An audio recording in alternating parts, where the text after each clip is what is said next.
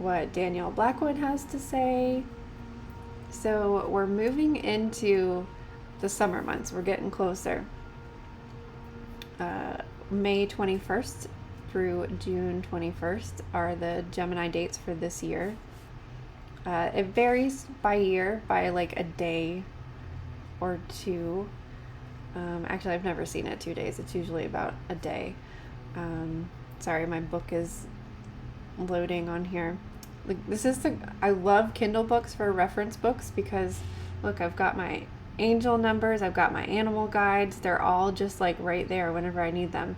And we're looking at the 12 faces of the goddess. I had crystal. It's just so wonderful. My business is mobile, so it's really great to be able to just pull something up really quickly if I'm trying to recommend something to clients.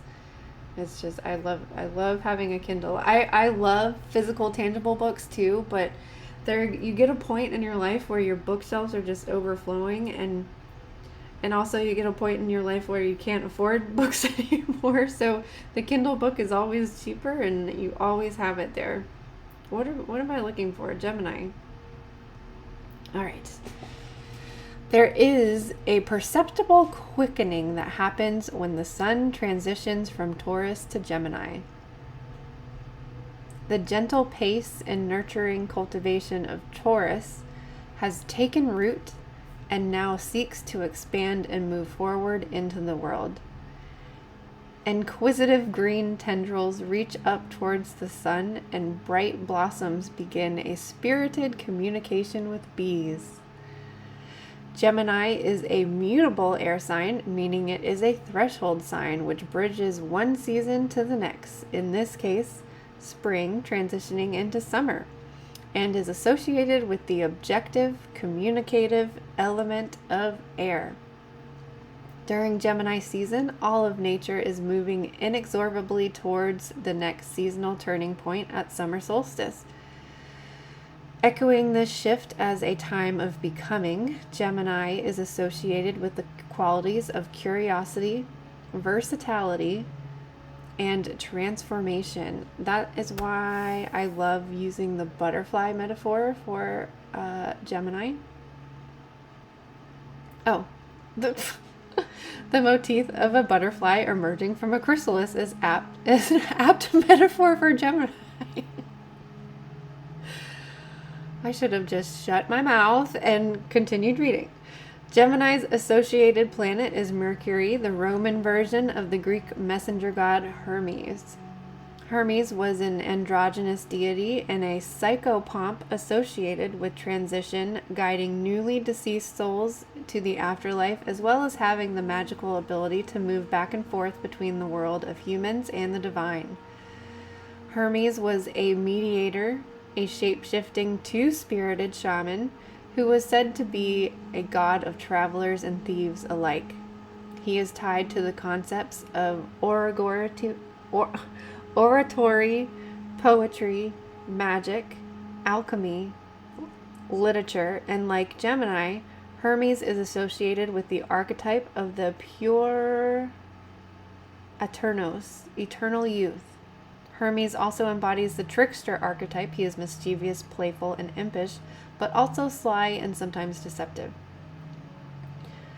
Gemini resonates with the archetypes of the shapeshifter, the storyteller, and the walker between the worlds, often evading definition by dancing in the liminal spaces between. Gemini tries on different personas and perspectives, plays with ideas, words, and gender roles, and in doing so, questions entrenched beliefs. So the image that this artist used, that I used for the planner, has the twins as they seem feminine to me. I'm not really sure what they intended, but I like the image that other artists use of having a man and a woman, because it's that true dualistic nature of masculine and feminine, not necessarily sex of male and female, but masculine and feminine. And I think that's really important when we're learning about duality. Let's see, do we want to continue reading? No, okay. So how does Gemini air feel different from Aquarius air? For me, it's very different. Aquarius is a little bit more serious. I don't know if that's because it's in the colder months and things are more like that. Capricorn energy is strict and serious, and Aquarius is like just the humanitarian and activist kind of energy, whereas Gemini is more playful and jovial.